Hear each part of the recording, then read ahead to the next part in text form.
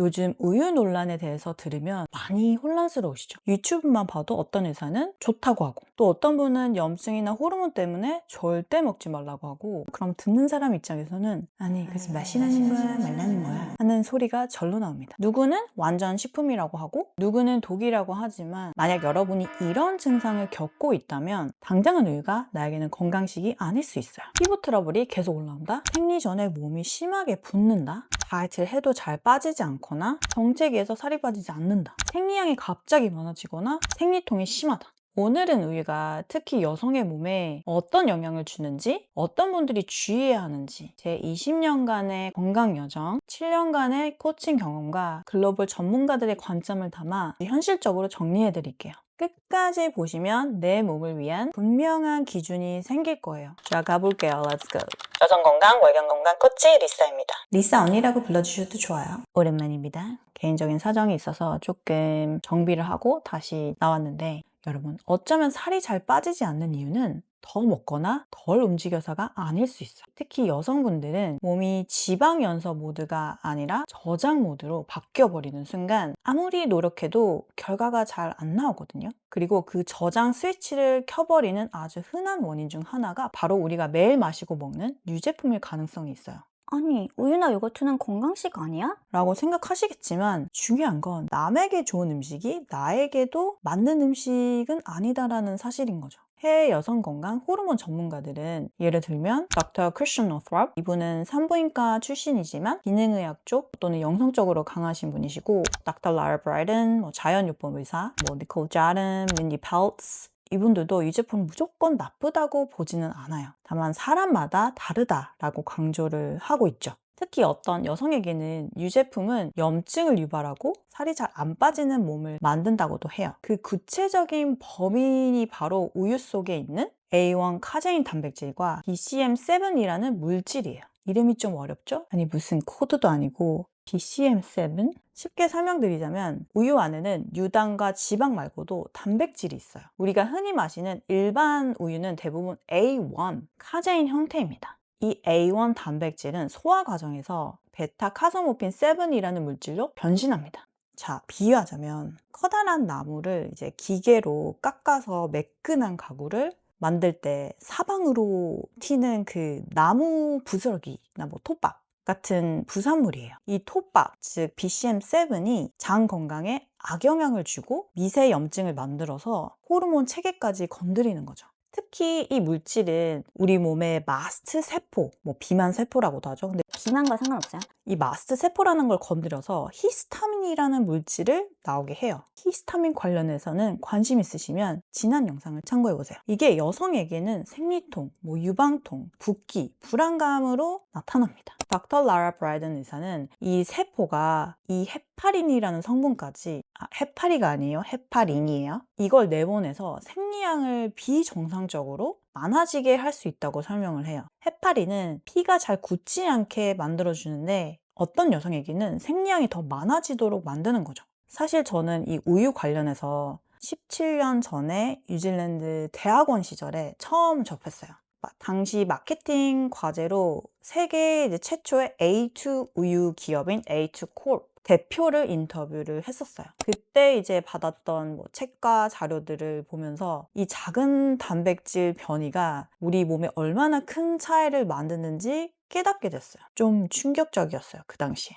물론 일반 우유를 마셔도 아무 문제가 없다면 드셔도 됩니다. 하지만 배란통, 생리전 증후군, 다낭성 난소 증후군이 있다면 A2 우유로 한번 바꿔보시는 걸 추천드려요. A2는 소화가 훨씬 편하고 유당 불내증 증상도 조금 덜 한다고 하거든요. 실제로 유당을 잘 분해하지 못한 유당 불내증이신 분들이 A2 우유를 먹었을 때 비교적 괜찮다고 말씀해 주셨어요. 하지만 저처럼 A2에도 반응을 하는 분들이 있어요. 저는 A2를 먹어도 좀 메스껍고 가스가 차기도 하고 가래도 막 생기고 기분이 그닥 좋진 않아요. 그리고 체질에 따라서 맞고 안 맞고도 있습니다. 여담이지만 저는 팔체질에서 금음 체질이라 유제품이 안 맞는 것도 좀 신기했어요.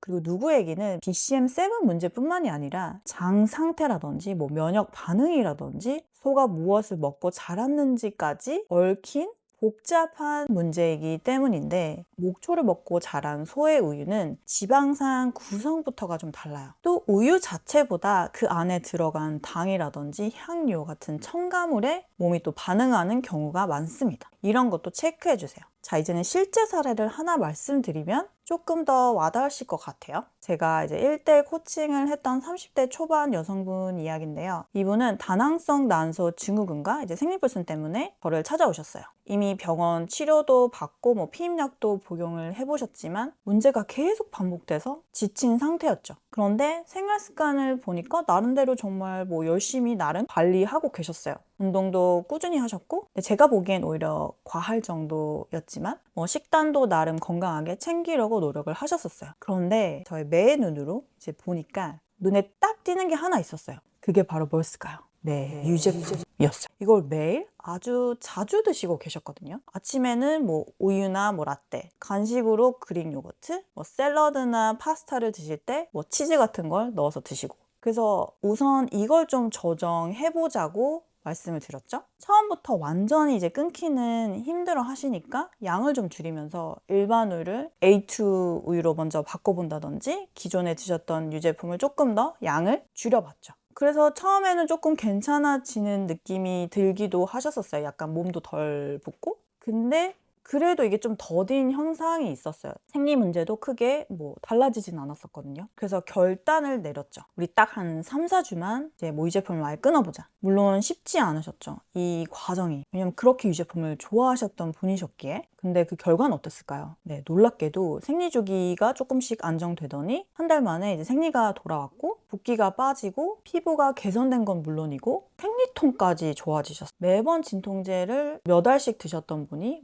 한 알로 줄어든다든지 아니면 안 드셔도 될 만큼 좋아지신 거죠. 이걸 몸으로 직접 경험하시면서 이분이 가장 크게 느끼신 게 있어요. 아, 남들이 좋다는 그 건강식도 사람마다 다르게 작용할 수 있구나. 그게 나한테는 안 맞을 수 있구나. 라는 사실이죠. 이걸 깨닫는 순간 건강을 바라보는 기준 자체가 완전히 달라지신 거예요. 여러분도 꼭 확인해 보세요. 나는 A1 단백질만 문제인 사람인지 아니면 나에게는 이제 A2조차도 맞지 않은 상태인지 한번 확인해 보시면 좋을 것 같아요. 그리고 이게 또 일시적일 수도 있거든요. 자, 그렇다면 나에게 우유가 맞는지 안 맞는지 확인하는 가장 확실한 방법을 하나 알려드릴게요. 1단계는 제거. 한 달이 너무 힘드시면 2주만이라도 해보세요. 우유, 요거트, 치즈, 우유가 들어간 단백질 쉐이크 이것들을 완전히 끊어보시는 거죠. 유청 단백질은 괜찮을 수도 있는데 이게 또 사람마다 다르더라고요. 어떤 이제 고객분들은 괜찮았는데 저도 그렇고 일부 고객분 몇 분도 유청 단백질조차 좀 안 맞더라고요. 그리고 2단계는 관찰. 이 기간에 붓기라든지 피부 상태라든지 가래가 나오는지 비염 증상이 있는지 아니면 생리 증상 이런 변화들을 꼼꼼히 체크해 보세요. 다음 3단계 마지막 3단계는 재도입이라고 해서 한 달 후에 유제품을 하나씩 다시 먹어보면서 하루에서 3일 동안 내 몸의 반응을 살펴보세요. 이때 다시 붓거나 뾰루지가 계속 올라온다면 현재 내 몸은 유제품에 민감한 상태입니다. 내 몸의 신호를 무시하지 마. 딱 한 달만 투자해서 이 테스트를 꼭 한번 해보셨으면 좋겠어요. 직접 경험해보는 만큼 강력한 공부는 없거든요. 그리고 이게 또 평생 가는 것도 아니에요. 괜찮아질 수도 있어요. 일시적으로 한번 끊어보고 드시면. 그런데 끊어보고 너무 좋아졌다. 그리고 다시 먹었는데 그 증상이 또 다시 나타났다면 내 몸 상태가 달라진 걸 알았기에 그걸 맛봤기에 다시 안 먹어보는 게 훨씬 쉬워질 수도 있겠죠? 그리고 또 내 몸 상태가 나중에 달라지면 유제품을 먹어도 괜찮을 수 있어요. 물론 평생 못 먹는 건 아니에요. 저도 때로 먹을 때도 있어요. 왜냐면 당길 때가 있거든요. 그럼 그때 또 먹어줘요. 근데 또 잠시 그 증상이 오게 되면 또 불편해서 안 먹기도 하고 왔다 갔다 하지만 확실히 저는 좀 꽤 먹었을 때 그런 불편한 증상들을 겪기 때문에 저는 좀 많이 이제 배제하는 상태이긴 하거든요. 근데 또 모르죠. 제 몸이 10년 후에 또 어떻게 다를지? 그래서 실행해 보시고 여러분 몸에 어떤 변화가 있었는지 혹은 궁금한 점이 생기셨다면 나중에 꼭 댓글로 공유해 주세요. 여러분의 소중한 경험담이 다른 분들에게도 큰 용기가 될 거예요. 한번 꼭 해보시고 댓글 달아주세요. 자, 결론적으로 모든 여성에게 우유가 해로운 것도 무조건 좋은 것도 아니에요. 우리 몸은 단순한 계산기가 아니라 하나의 거대한 생태계 같은 거예요.